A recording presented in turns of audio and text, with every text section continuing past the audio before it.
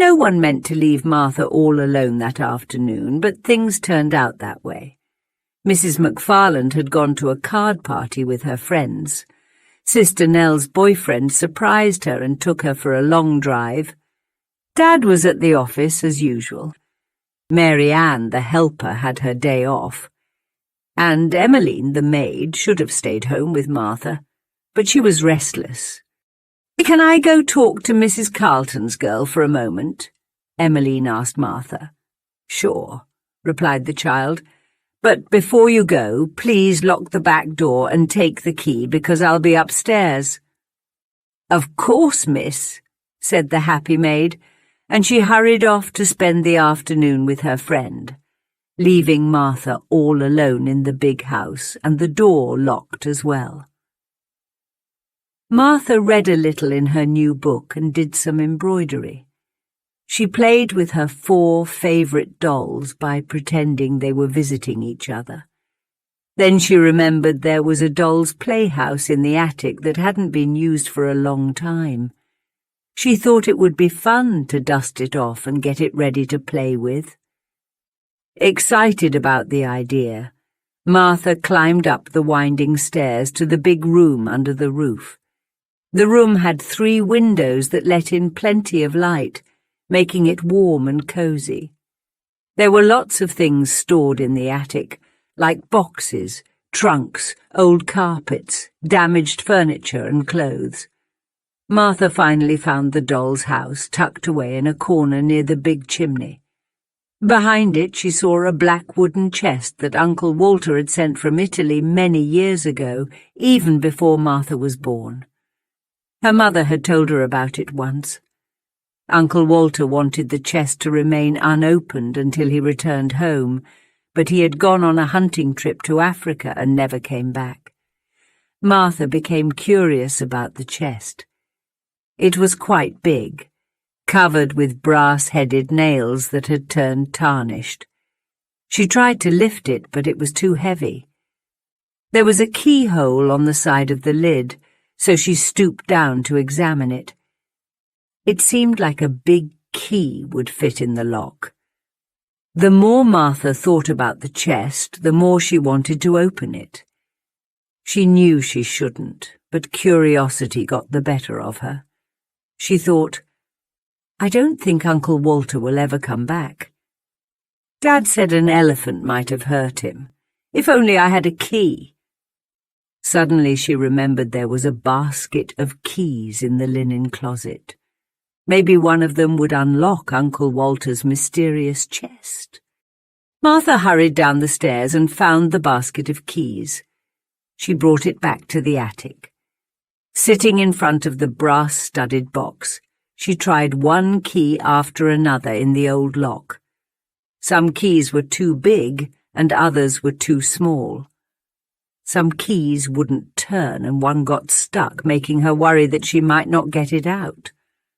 But finally, with only a few keys left in the basket, she found an old brass key that fit perfectly.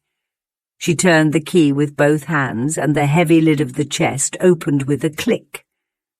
To her surprise, a man slowly and carefully climbed out of the chest. He stretched his limbs, took off his hat, and politely bowed to Martha. Another man followed, yawning and rubbing his eyes. Then a third man crawled out.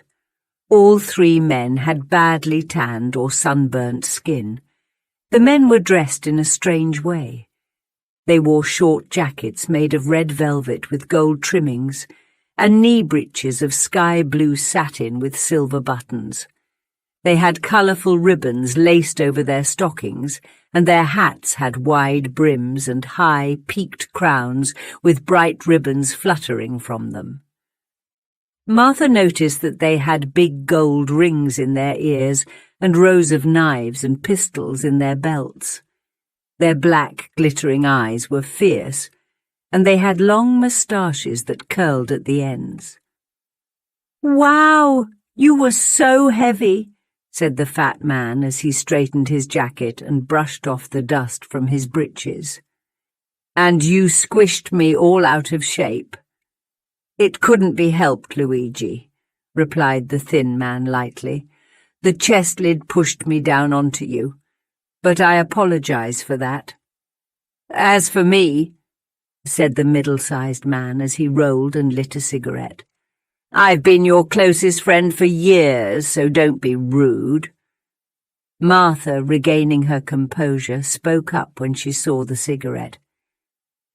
"You mustn't smoke in the attic. You might start a fire in the house." The middle-sized man, who hadn't noticed her before, turned to Martha and bowed. "If a lady asks, I will put out my cigarette," he said, and he threw it on the floor, putting it out with his foot. "Who are you?" asked Martha, who had been too astonished to be scared until now. "Let us introduce ourselves," said the thin man, tipping his hat gracefully. "This is Lugi," the fat man nodded, "and this is Benny." The middle-sized man bowed. "And I am Victor. We are 3 bandits, Italian bandits." "Bandits," cried Martha, looking horrified. "Yes, indeed. There might not be 3 other bandits in the world as terrible and fierce as us," said Victor proudly. "That's right," agreed the fat man, nodding seriously. "But being wicked is wrong," exclaimed Martha. "Yes, we are extremely and tremendously wicked. You won't find 3 men more wicked than us," said Victor boastfully. "That's right," approved the fat man. "But you shouldn't be wicked," said the girl. "It's naughty." Victor blushed and looked down. "Naughty!" gasped Benny, looking horrified. "It's a harsh word," said Luigi sadly, covering his face with his hands. "I never thought," Victor said with emotion, "that I'd be scolded, especially by a lady. But maybe you spoke without thinking. You see, miss, being bandits requires us to be wicked." Martha was confused and shook her head thoughtfully. Then she remembered something. "But you can't be bandits anymore," she said, "because now you're in America."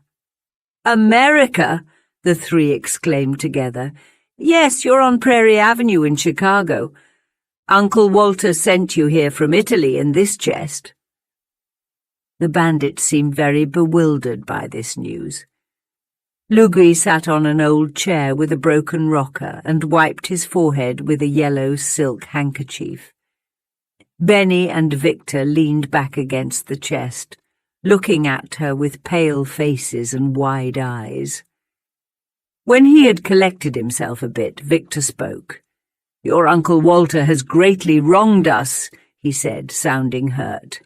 "He took us from our beloved Italy, where bandits are highly respected, and brought us to a strange country where we won't know whom to rob or how much ransom to ask for."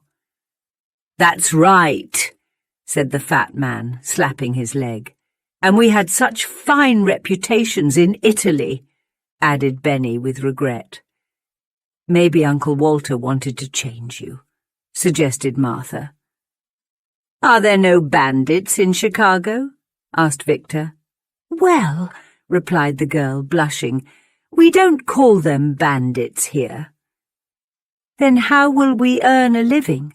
asked Benny, feeling hopeless. "There's a lot you can do in a big American city," said the child.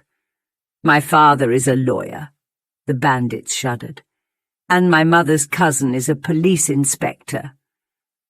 "Ah," said Victor, "that's an interesting job. The police should be inspected, especially in Italy." "Everywhere," added Benny. "Or you could try other things," continued Martha encouragingly. "You could be trolley car drivers or workers' clerks in a department store. Some people even become aldermen to earn a living." The bandits sadly shook their heads. "We aren't suited for those jobs," said Victor. "Our business is to rob." Martha thought for a moment. "It's not easy to find positions in the gas office," she said, "but you might consider becoming politicians." "No," cried Benny, suddenly fierce. We can't give up our important job. We've always been bandits, and we must stay that way." "That's right," agreed the fat man. "Even in Chicago there must be people to rob," remarked Victor cheerfully. Martha was worried. "I think everyone here has already been robbed," she objected. "Then we can rob the robbers because we have more experience and talent than most," said Benny. Oh dear," moaned the girl. "Why did Uncle Walter send you here in this chest?" The bandits became curious. "We'd like to know that too," declared Victor eagerly. "But no one will ever know, as Uncle Walter got lost while hunting elephants in Africa," she said firmly. "Then we have to accept our fate and rob as best as we can," said Victor. "As long as we stay true to our beloved profession, we don't have to be ashamed." "That's right," cried the fat man. "Brothers, let's start now. We'll rob the house we're in," Victor proposed. "Great," shouted the others and got up. Benny turned to the child, looking threatening. "Stay here," he commanded. "If you move a step, it's on your own head." Then he added more gently, "Don't worry, that's how all bandits talk to their captives. But of course we wouldn't hurt a young lady under any circumstances." "Of course not," said Victor. Then the three bent almost double and crept quietly down the stairs, holding pistols in their hands and knives between their teeth, leaving Martha trembling with fear and too horrified to even call for help. She didn't know how long she stayed alone in the attic, but finally she heard the stealthy footsteps of the returning bandits, and saw them coming back up the stairs in a line. Each of them carried a heavy load of stolen items in their arms, and Lugui had balanced a mince pie on top of a pile of her mother's best evening dresses. Victor came next with a bunch of decorative items, a brass lamp, and an antique clock. Benny had the family Bible, a basket of silverware from the sideboard, a copper kettle, and Dad's fur overcoat. "Oh, joy," said Victor, putting down his load. "It feels good to rob again." "Oh, ecstasy," said Benny, but he accidentally dropped the kettle on his foot and started dancing around in pain while saying strange words in Italian. "We have a lot of wealth," continued Victor, holding the mince pie while Lugui added his loot to the pile. "And it's all from this one house. America must be a rich place." With a dagger, Victor cut a piece of the pie and gave the rest to his comrades.